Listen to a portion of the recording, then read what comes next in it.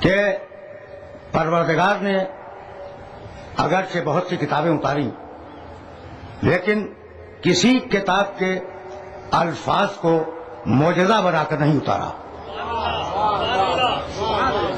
توریت اللہ کی کتاب ہے، زبور اللہ کی کتاب ہے، انجیل اللہ کی کتاب ہے، لیکن اللہ نے یہ ارشاد نہیں فرمایا کہ توریت کا ایک ایک لفظ معجزہ ہے، زبور کا ایک ایک لفظ معجزہ ہے، یہ نہیں ہے۔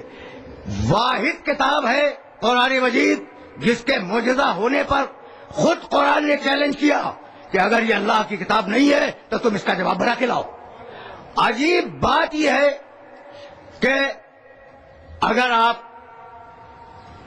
توریت پڑھنا چاہیں، آج یہ گفتگو سن 2004 کی ہے، اگر آپ توریت پڑھنا چاہیں تو آپ کو آپ کی زبان میں توریت کا نسخہ مل جائے گا، آپ پڑھ سکتے ہیں۔ اگر آپ زبور پڑھنا چاہیں تو آپ کی زبان میں زبور مل جائے گی۔ اگر آپ انجیل پڑھنا چاہیں تو دنیا کی ساری مشہور زبانوں میں انجیل کا ترجمہ موجود ہے، وہ مل جائے گا۔ بھائی عجیب بات ہے، توریت، زبور، انجیل تمہیں دنیا کی مختلف زبانوں میں ملیں گے ان کے ترجمے، لیکن اگر آپ یہ مطالبہ کریں کہ بھائی جس زبان میں نازل ہوئی تھی ہم تو اس زبان میں پڑھنا چاہتے ہیں، تو اصلی زبور کہیں نہیں ہے، اصلی توریت کہیں نہیں ہے، اصلی انجیل کہیں نہیں ہے، سب ترجمے ملیں گے، اصل کہیں نہیں ملے گی، اصل غائب ہو گئی۔ تو جو شریعتیں منسوخ ہونے والی تھیں ان شریعتوں کی کتابوں کے اصل الفاظ کو محفوظ رکھنے کی ضرورت نہیں سمجھی گئی، لیکن جس شریعت کو قیامت تک جانا تھا اس کا ترجمہ بھی محفوظ ہے، اس کی اصل بھی محفوظ ہے۔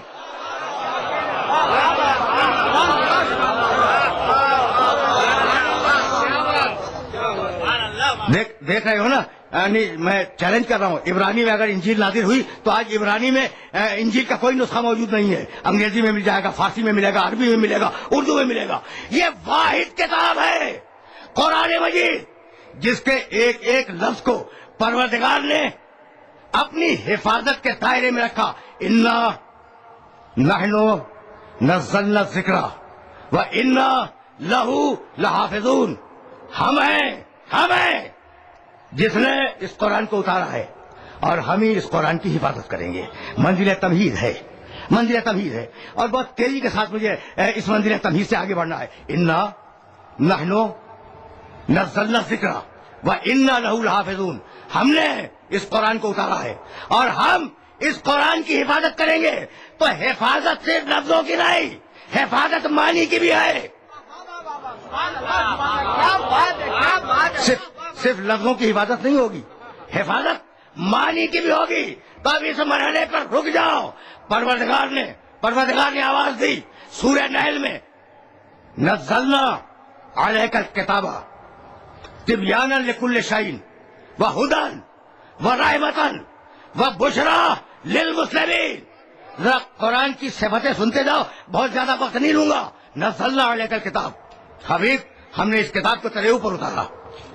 تبیانا لکل شیء، اس کتاب میں ہر شے کا کھلا ہوا بیان ہے۔ ہدی، یہ کتاب ہدایت ہے۔ رحمۃ، یہ کتاب رحمت ہے۔ بشریٰ، یہ کتاب خوشخبری ہے۔ للمسلمین، اسلام لانے والوں کے لیے۔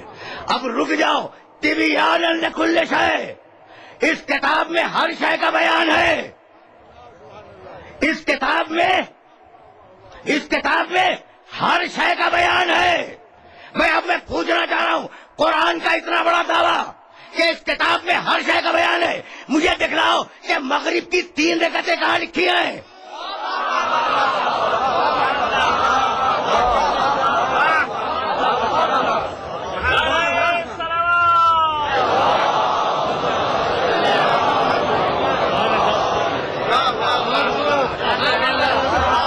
بھائی سوال ہے نا کہ جب کہہ رہا ہے کہ تبیانا لکل شیء، اس کتاب میں ہر شے کا کھلا ہوا بیان ہے، تو تم سے پوچھ رہا ہوں کہ بھائی قرآن کا دعویٰ اگر صحیح ہے تو مغرب کی 3 رکعتیں کہاں لکھی ہیں؟ بھائی بات کل اتنی ہے کہ لکھی تو ہے مگر تمہیں نظر نہیں آ رہی ہے۔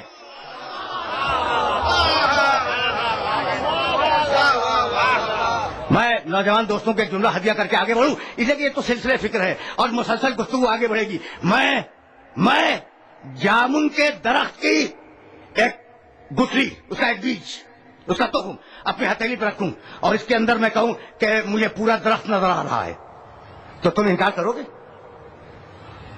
بھائی بہت توجہ رہے. نہیں، میں لفظ بدل دوں. بھائی میں نے جامن کی گٹھلی رکھی اور رکھنے کے بعد کہا اس میں پورا درخت ہے، پورا درخت ہے. تو دیکھنے میں تو گٹھلی نظر آ رہی ہے، پورا درخت تو ہے نہیں، لیکن جب نکلے گا تو پورا درخت نظر آ جائے گا. بھائی سنتے چلو، سنتے چلو.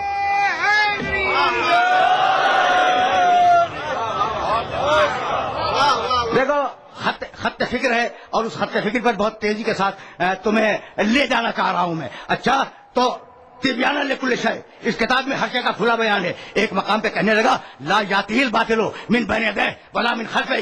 ہم نے یہ کتاب اتنی مضبوط بنائی ہے کہ اگر کوئی حملہ کرنا چاہے، توجہ رکھنا، لیکن بڑے نازک مرحلوں سے گزار رہا ہوں، اگر کوئی حملہ کرنا چاہے تو نہ قرآن پر سامنے سے حملہ ہو سکتا ہے، نہ قرآن پر پس پشت سے حملہ ہو سکتا ہے. یعنی اتنی مضبوط ایسا قہرا ہے یہ قرآن مجید کہ نہ اس پر تم سامنے سے حملہ کر سکتے ہو نہ پیچھے سے حملہ کر سکتے ہو. بھائی رک جاؤ، اسی لیے تو اللہ نے قرآن کو میزان ہدایت بنایا.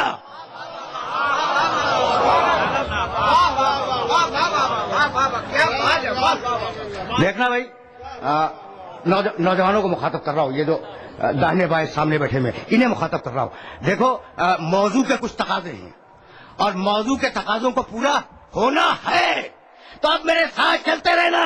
بھائی قرآن ہے میزان ہدایت. بھائی رکے رہو، اس لیے کہ بڑے نازک مرحلے سے گزار رہا ہوں. قرآن ہے میزان ہدایت. اب اگر کبھی قرآن ہی پہ حملہ ہو جائے تو کیا ہو؟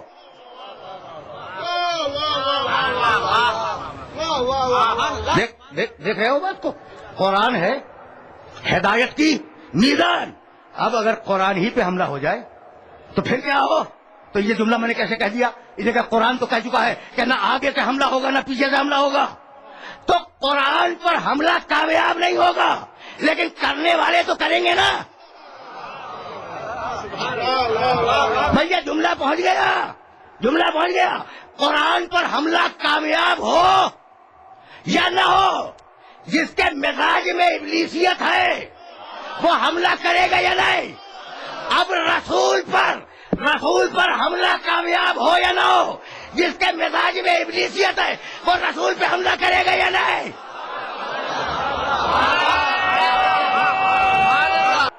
اتفاق سے میری زبان پہ یہ جملہ آ گیا، جس کے مزاج میں ابلیسیت ہو. بھائی سمجھتے ہو ابلیسیت کیا ہے؟ بھائی سمجھتے ہو کہ ابلیسیت کیا ہے؟ سورہ اعراف 7واں سورہ قرآن مجید کا اور اس کی 12ویں آیت، ما منعک اللہ تسجد. بھائی یہ عجیب و غریب مرحلہ فکر ہے اور میں چاہوں گا کہ میرے محترم سننے والے اس آیت مبارکہ کے ٹکڑے کے ایک ایک لفظ کی طرف متوجہ رہیں. ما منعک اللہ تسجد اذ امرتک، میں نے تجھے امر کیا تھا. میں سننا، میں نے تجھے، اللہ کہہ رہا ہے میں نے تجھے امر کیا تھا کہ سجدہ کر. میں نے تجھے امر کیا تھا سجدہ کر، تو نے سجدہ کیوں نہیں کیا؟ اس نے کہا پروردگار آدم تو مجھ سے کمتر ہے. بھائی اللہ بات کر رہا ہے اپنے امر کی، تو یہ آدم کو درمیان میں کہاں سے لے آیا؟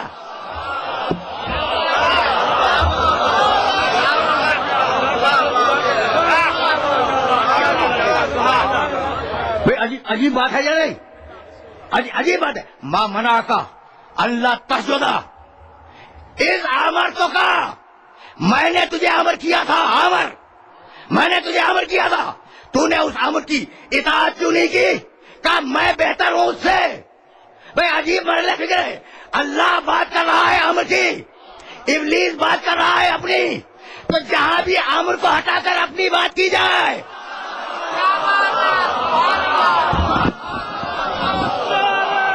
عجیب ہے.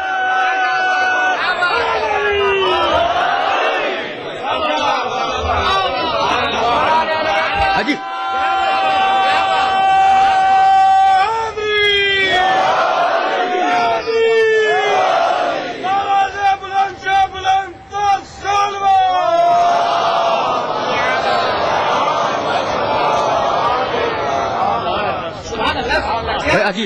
عجیب مرحلہ فکر ہے نا، جہاں انسان امر سے ہٹا کر بات کو اپنے تک لے جائے وہاں ابلیسیت ہے. بھائی امر کیا ہے؟ اللہ. اب بہت زیادہ وقت نہیں ہے میرے پاس. اللہ لہ الخلق والامر تبارک اللہ رب العالمین. آگاہ ہو جاؤ کہ امر کا پورا کنٹرول اللہ کے پاس ہے. امر میں کسی کو دخل دینے کا حق نہیں ہے. کیا کمال کی آیت ہے. یہ آیتیں اگر ذہن میں محفوظ ہو گئیں تو میں سمجھوں گا کہ میری آج کی محنت سوارت ہے. اللہ لہ الخلق والامر. آگاہ ہو جاؤ کہ خالق بھی وہی ہے، عامر بھی وہی ہے. یہ عامر کا لفظ تو تم جانتے ہو نا، اسی سے نکلا ہے عامریت. تو جب عامر وہ ہے تو کسی کو عامریت کا حق نہیں ہے.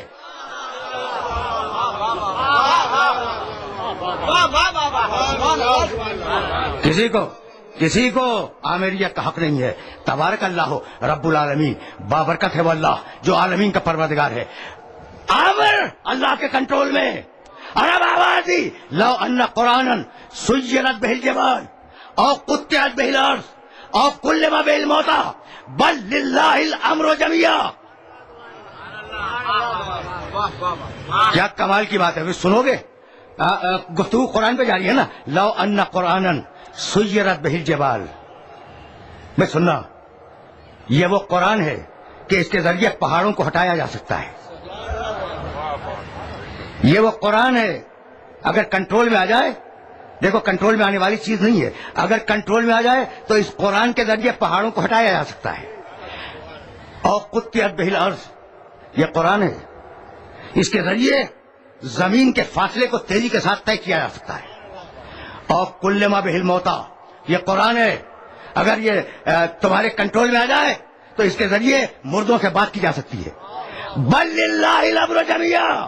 یہ قرآن امر ہے اور سارے امر اللہ کے لیے ہیں. بھئی عجیب مرحلہ فکر ہے. میں اپنے سننے والوں کو کہاں لے کے آ گیا. لو ان قرآن سیرت بہ الجبال. اگر قرآن کی طاقت کسی کے ساتھ ہو وہ پہاڑوں کو ہٹا سکتا ہے، رات سے طے کر سکتا ہے، مردوں کو زندہ کر کے بات کر سکتا ہے. اب مجھے پہاڑوں کے ہٹانے والے تو نہیں ملے لیکن عیسائی مل گئے جنہوں نے کہا یہ اگر پہاڑوں کے ہٹنے کی دعا کریں